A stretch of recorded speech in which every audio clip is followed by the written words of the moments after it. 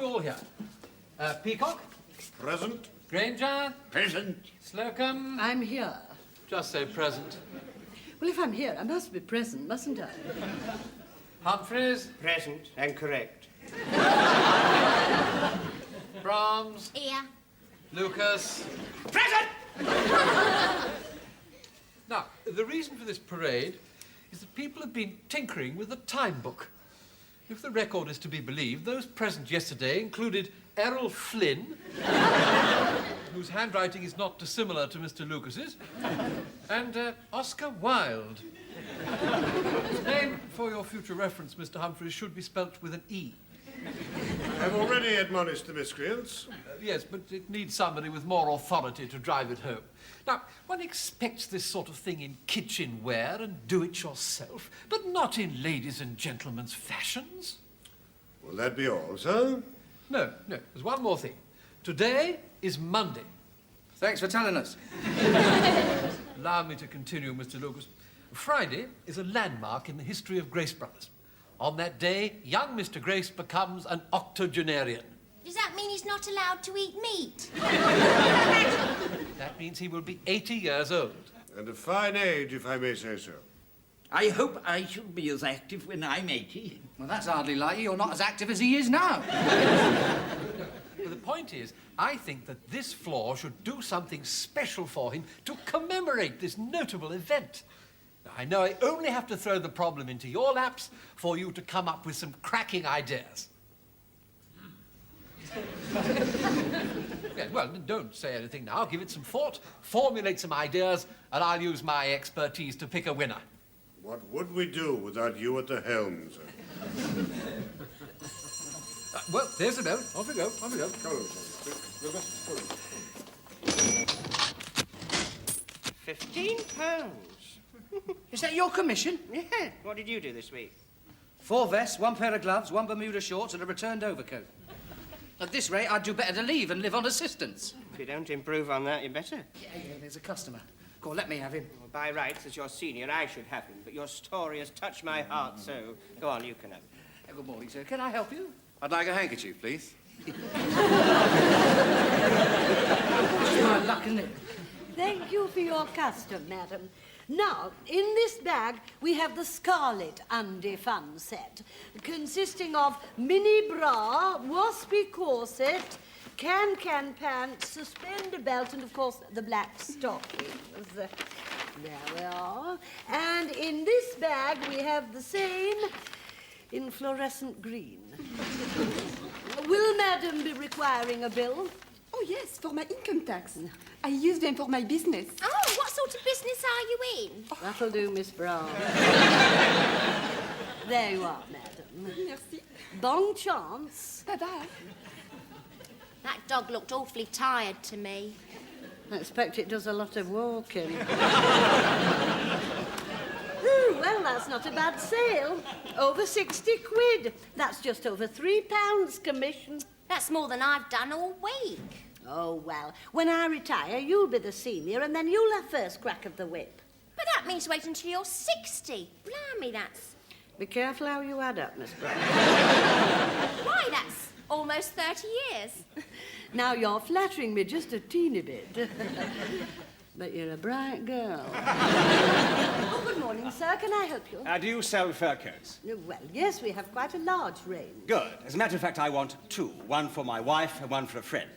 I'll just get my junior to get the rail. Did you hear that? He wants 2 fur coats. You can't put a foot wrong, can you? Look, I'll tell you what. Since you've been so nice to me, I'll split this sale with you. I'll take the commission on the wife's coat, and you can have commission on her friend's. Oh, thanks. About what price range did you have in mind, sir? Well, in my wife's case, about £200. Oh, what a nice present. Can I have the key, Mrs. Slocombe? We have to take precautions with luxury merchandise. There's a lot of nicking goes on.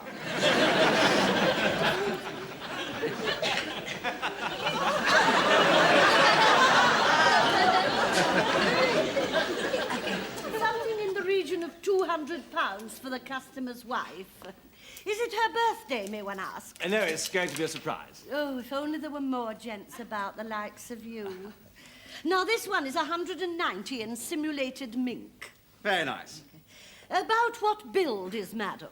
Actually, rather like yours, stoutish. In the trade, we call it Juno-esque. Would you try it on for me? Miss Brahms? Oh, when a woman puts on a fur coat, the years just drop away. In my wife's case, they'd have a long way to drop. You look a real treat in it, Mrs. Slocombe. There you are, an unbiased opinion. Yes, I'll take it. Oh, thank you, sir. Sail to me, Miss Brahms. It's your lucky day. Never mind. You get the commission on the next one. Now, for your wife's friend, may I suggest this dyed coney? It's specially reduced to £40. Well, actually, it's not my wife's friend. No, no. No, it's for my friend. Oh, yes. I'm afraid we have nothing cheaper than that. On the contrary, I expect to spend a couple. Oh, a couple of hundred. She must be a very old friend. Couple of thousand. Oh, she must be a very young friend. Well, actually, she's my girlfriend. How about this? Genuine ranch mink, 2,100. Very nice. Would you mind putting it on? You have rather similar features. Of course, real mink on a very young girl can look dead common. Don't you think you might be better to give this to your wife and simulate it to your bit of fluff? No. Now, how long have you been married? 20 years. How many children? 4. Do you mean to say that poor woman has given you the best years of her life and all those children, and all she gets in exchange is this 190 quid rabbit? Well, she that does nothing but wiggle her assets on your night off comes with a £2,000 jackpot. Just a minute. What about all the time I spend sitting alone waiting for him to get away from you? Don't you give me that sob story. You think I don't know, don't you? Just because I smile and put a good face on it. But it's here that it hurts. When I look into the faces of my little children, I see him. And I think of all those years that we've struggled together. Yes, but you've had him for 20 years. He's bored with you. That's why he comes to me. I'll make him feel young again. Don't you think you're getting away with this? The minute I saw this cheap imitation tool, I said to myself, right, monkey. He found somebody else. I'm putting 5 detectives on you when I'm going to my solicitor's first thing in the morning. You're quite right. That's exactly what she'll say. Cancel the coat for my wife. It will give the game away. I'll just take the coat for my Miss Girlfriend. That's over £100 commission for me. Oh, no, it isn't. We're splitting 50-50. The wife gets half the estate. There's a seat for you at the end of the table, Mr. Granger. Come on over here. You haven't brought a spoon, Mr. Granger. No. I'm fed up with your complaining about the noise that I make when I'm drinking my soup. So I brought some straw. What have you got all those for? Well, they melt. The soup makes them soggy. It's like being on a North Sea oil rig when they've struck luck. What have you got in there? Oh, egg and onion, luckers, salt beef, gefilte fish, and bagels. You changing your religion? My mother saw Moses on the television last night. Thought Burt Lancaster looked so fit and manly, the diet might do me good. There's a mountain village in Russia where they all live to be 130. Yes, I read about that. They eat a lot of vegetables and put yak butter in their tea. And what's more, they remain very virile right up to the end. Mrs. Granger drew my attention to that house. I should stick a pack of margarine in your minestrone and pop over, see what happens. While we're on the subject of the aged, I think we ought to turn our thoughts to young Mr. Grace's 80th birthday. And why do we have to think about it? It's our turn. Catering did him last year. Well, of course, they went too far. It should have been obvious that a topless go-go dancer leaping out of a cake would have been a terrible shock for a man of his age. That was his second heart attack, wasn't it? His first one was when Mr. Lucas phoned up, said he was Hugh Fraser, and how much did he want for the shop? Well, he should have known that a scantily clad young girl would have that effect. Yeah, it's a pity. If you'd volunteered, Mrs. Slocombe, you could have saved him 6 months in hospital. You wouldn't catch me doing that. No, you wouldn't get in the cake. All this is getting us nowhere. What we are looking for is a fitting tribute. Something like the victory parade for Churchill and the King. What about that telly programme where they get somebody famous and they show pictures of them in little short trousers and they end up shaking hands with Danny LaRue? I saw that. I didn't like it. Nevertheless, you may have the germ of an idea there. You know, we could do Here Is Your Shop and show his rise from rag trade to riches. Yeah, but wouldn't it be a lot of work finding all that out? Yes, and all the other departments would have to come in on it as well. Why don't we call it Here Is Your Department? And confine it to the way young Mr. Grace has affected all our lives. And throw in a bit of his early history as well. Yeah, but how do we find it all out? Well, I know quite a lot. I met him one day in 1926 on a bus when his car had broken down. Oh, yeah. I can see it all now. Does this voice mean anything to you? Fares, please. Plenty of room. Yes, you're right. That is the very actual conductor. Here he is, 127 years old. We've flown him in especially from a tribe in a little village in Russia. Here he is, being virile all over the place with yak bottom. Yes. Well, I hardly think we have those travel facilities at our command. Here, I couldn't help overhearing your conversation, seeing as how I've been listening to every word. And I can put your mind at rest that your troubles are at an end, because for the last 2 years he's been writing his memoirs. How do you know that, Harmon? I've been helping him make them up. Got them by the side of his desk. All someone's got to do is nick them. Who? Oh, look at me, I mean... But I can be counted on to help you out with any undercover operation.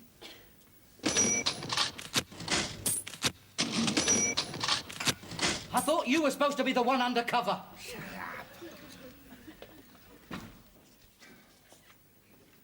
There you are, Mr. Grace. Your tea. Oh, Mr. Harmon, you've forgotten the biscuit. Oh, sorry.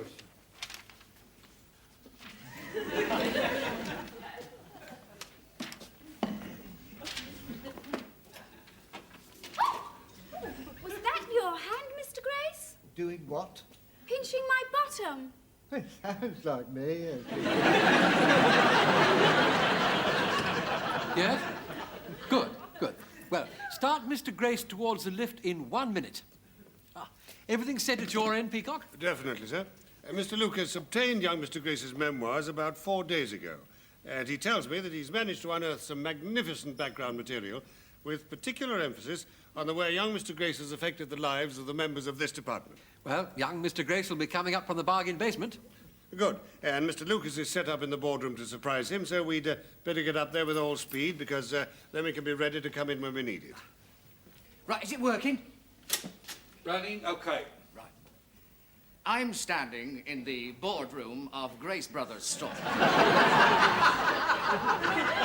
Brothers, that well-known department store. Now, any minute now, coming through that door there is a man who has no inkling at all of the tribute that's about to be paid to him. Limited. Hey, what are you talking about? Limited. Grace Brothers Limited. Well, never mind that. Is it running? Oh, yeah. Well, shut up then. I mean, we've got to give him this tape afterwards. Have we? Yeah. Oh, I, Mr. Harmon, and the maintenance department worship that man. Shut up! He thinks that he's coming up here to interview this new secretary. Here he is. I'm going to hide myself behind the screen now, and we'll see what happens. Here is your new secretary. Oh, yes, yes. Oh, very nice. Yeah. Leave us alone. Oh, right. Yeah. you're a pretty little thing, aren't you?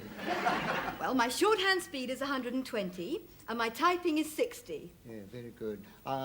Never mind about that. Well, what are your measurements? Well, 38, 22, 36. Yeah, you've got the job. No, Mr. Grace, I'm sorry to disappoint you, but this is not a real secretary at all. No, this girl is just a decoy brought here for one reason only. Blackmail?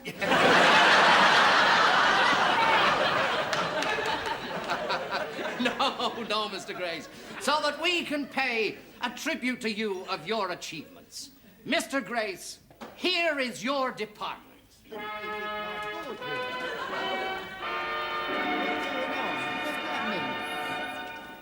Don't worry, it's like that television show where they show some famous person starts off wearing short trousers and ends up shaking hands with Danny LaRue. Yeah, I saw that. Didn't like it.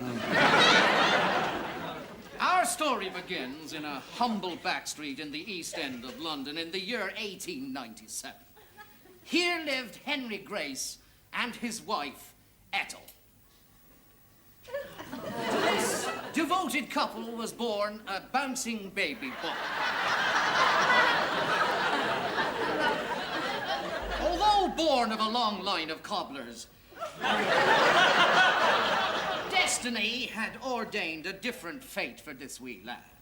Not for him the cobbler's last.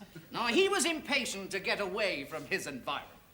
I'm not surprised those fur rugs tickle something off. And from this humble home, he went to this humble school. Now, standing there as that pinch-faced urchin there, Mr. Grace. Now, what thoughts were passing through your mind? I mean, did you have any idea that one day you'd become a millionaire? Well, no, my braces had bust and I was keeping my trousers. Yes, no doubt. No, little did you know what an important part trousers were going to play in your life. But that is still in the future. Leaving your school, you obtained a job which straight away made you stand apart from your fellow man. Yes, you became an apprentice haddock filleter. I think it would make him stand apart. All day long, you wielded your filleting knife, and would you believe it, Mr. Grace, we have found in Grace Brothers' kitchen this very knife, which is almost identical to something very similar. Very glamorous job, you know. My friends used to call me fish fingers.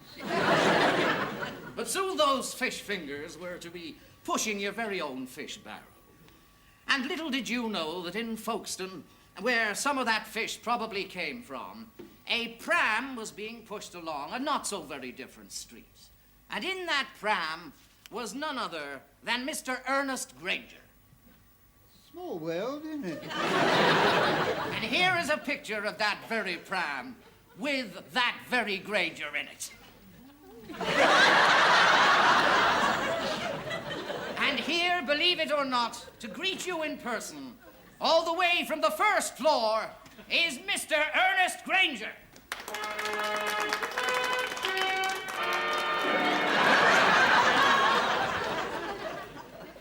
It was really Eastbourne, does it matter? No, shut up, just stand. I believe, Mr. Granger, you have an amusing anecdote to tell about Mr. Grace. Indeed, I have. Yes, it was in 1926. I remember I boarded a number 11 bus and I sat down, and who should I see sitting next to me but you've guessed it. It was young Mr. Grace. Well, I was Embarrassed. Yes, I was. Yes. You see, I was only a junior, and I wondered if I spoke, if he would think I was being forward. But I needn't have worried, no. You know, he looked at me and he said, "Good morning." And that's the kind of man he was. Thank you, Mr. Ernest Granger.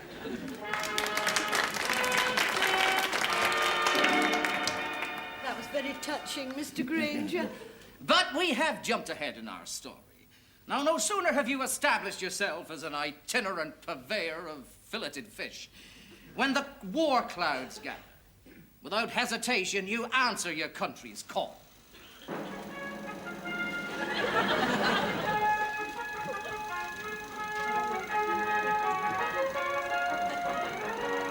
We didn't hang about in those days.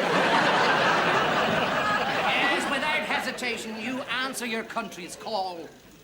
And you give up your fish stall, and for 4 long years, you manufacture tin pilchards for the troops. Now, by an amazing coincidence, and after a lot of research, we have discovered being served in this very canteen those same tin pilchards. Waste not, want not. And I can tell you, the army bought a lot of those in the last war, too. And also, by a coincidence, there is here, Mr. Gray, somebody this evening who was also in that army, who might very well have eaten those very same pilchards. Yes, Corporal, later to become Captain Stephen Peacock.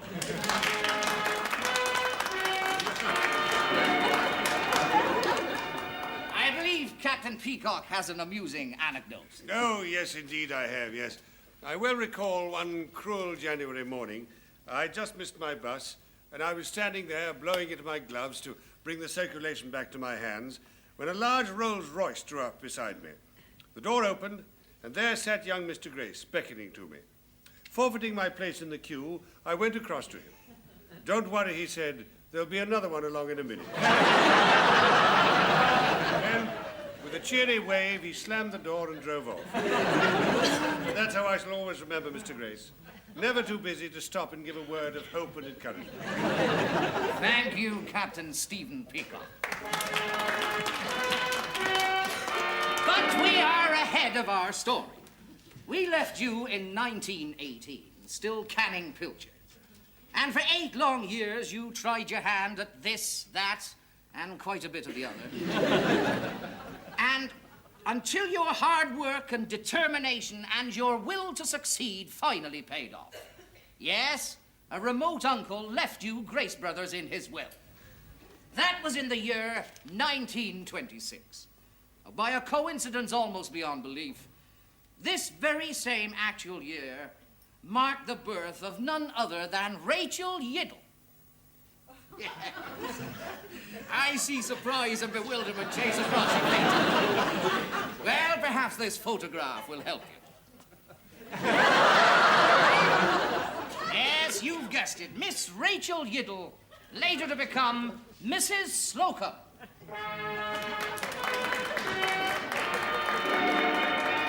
And now, Mr. Grace, does this voice remind you of anything? I've pressed everything in sight and I still can't make it go up or down. You haven't found that young secretary I had in 56, have you? No, Mr. Grace. No, it's the voice of Shirley Brahms. And here she is. Now, I believe you both have an amusing anecdote to tell. Indeed, we have.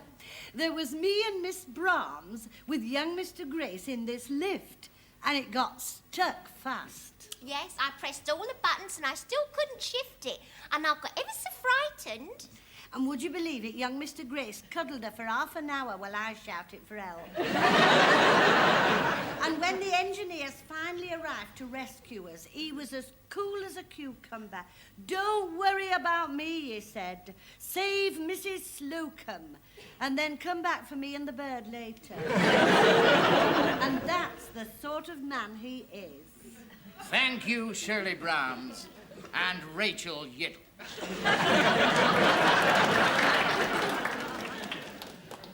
So, as you can see, Mr. Grace, the long arm of coincidence has always played a great part in your life. But we can't go, we can't leave without one final coincidence. That'll be down in the room. Does this voice mean anything to you? I'm free. It's the one with the funny walk. You're right. Right first time, Mr. Grace. You've guessed it, and here he is, the master of the snug fit, Mr. Wilberforce Claiborne Humphrey. I won't kiss you, I've got a bit of a cold. Now, I believe you've got an amusing anecdote to tell, Mr. Humphreys, about Mr. Grace's ability to make a quick decision. Oh, I have. When I first came here for a job, I went into Mr. Grace's office, and I said, "My name is Humphreys. I'm young and I'm willing." Mr. Grace stood up, he raised his hand, he said, "Mr. Humphreys, say no more. We don't want your sort here." But nevertheless, 5 days later, you were employed by Grace Brothers, and only Mr. Grace knows the reason for that change of mind. Well, it was because of someone who was very dear to you, probably the greatest friend you ever had, and you know who that was. Oh, no, it couldn't be him. They'd never give him a day off from Lily-White. No, well, then let's have a look at this picture and let it remind you. Oh, it's Mother. Yes. Indeed, let her tell her story in her own words. Well, you've not brought her here. It's a day for bingo. Hello, Mr. Grace. I'm sorry I can't be with you, but it's my day for bingo. I shall never forget the time my little lad came back from his interview at Grace Brothers. Although he stuck his chin out and he didn't cry, he was heartbroken. Mothers can tell, you know. Later that night, I peeked in on him. There he was, clutching his teddy bear. Tears on his cheeks. He cried himself to sleep. Oh, Mother, don't go on. The following day, he was busy with his crochet work, and I sneaked out and I came to see you, Mr. Grace. I threw myself down on my knees in front of your desk, and I said, "Look at me. You're looking at a mother with a broken heart." Oh, Mother, you didn't. He's a good, kind boy. Oh, she's right. He's loving. I am. He'd bend over backwards to help anybody. I did. Give him a chance, I said. And you smiled at me over your inkwell. Don't get your knickers in a twist, you said. I'll give him a try. Do you know, I was so grateful. I threw my arms round your neck and I kissed you. You didn't. She did. And the rest is history. Once you came under Mr. Grace's hand, you never looked back. In fact, none of us ever looked back. Mr. Grace. But what about me? Well, I expect you were too boring. Mr. Grace, here is your department.